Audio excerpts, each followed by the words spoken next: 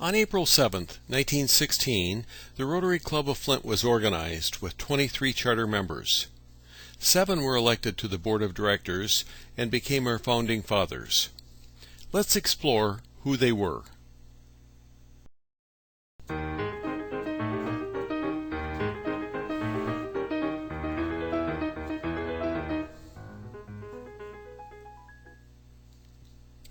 In 1916, industrialization was fueling explosive growth in Flint. In just 6 years, our city's population grew from 38,550 to 85,000.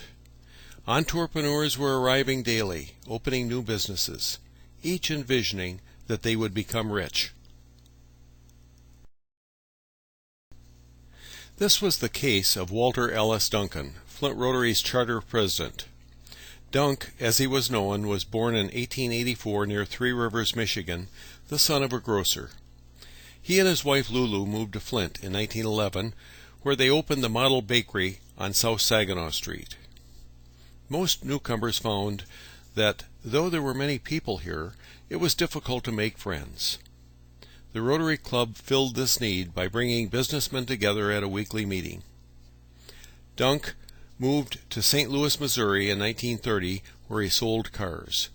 He returned to Three Rivers, Michigan about 1940, where he lived until his death in 1961. Dunk's friend, John J. Mercer, was the first vice president. He was born in 1886 in Bay City, the son of a carpenter. He studied pharmacy and received his Michigan Pharmacy Certificate in 1905.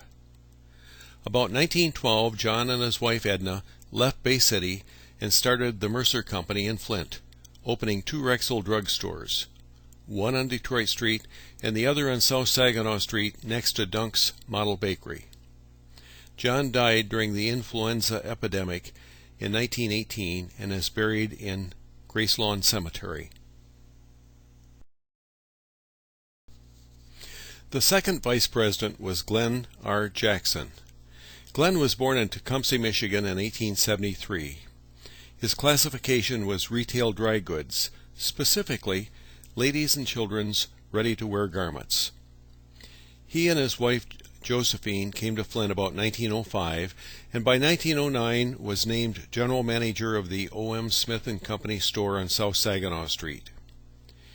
In 1919, Glenn became the president and general manager of Smith Bridgman's, leading it to become one of the largest department stores in Michigan. Glenn remained in Flint, where he died in 1940 and is buried in Glenwood Cemetery. DeHull Travis, a flamboyant personality, was club secretary. Nicknamed Squire, DeHull was born in Cooper, Michigan in 1880 and graduated from Michigan Law School in 1908. He loved theater and wrote and produced a number of one-act plays. He loved politics, and in 1911 became the first secretary to Michigan Governor Chase S. Osborne. He loved women and had at least 3 wives. The first was Ellis Northrop Smith, daughter of Eli Smith, the founder of Smith Bridgman's.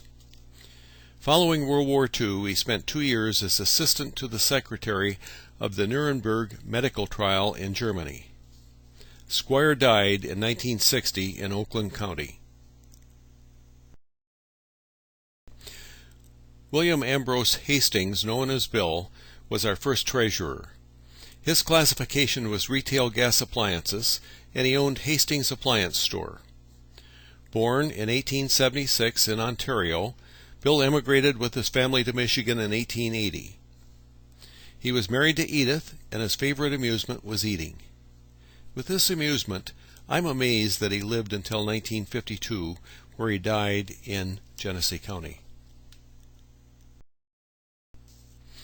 In the director's position was Grant James Brown, classification banking, and the cashier of the Industrial Savings Bank. Born in 1873 in Flushing, Grant was our only founding father that was a lifetime resident of Genesee County. He enjoyed golf and died in 1943.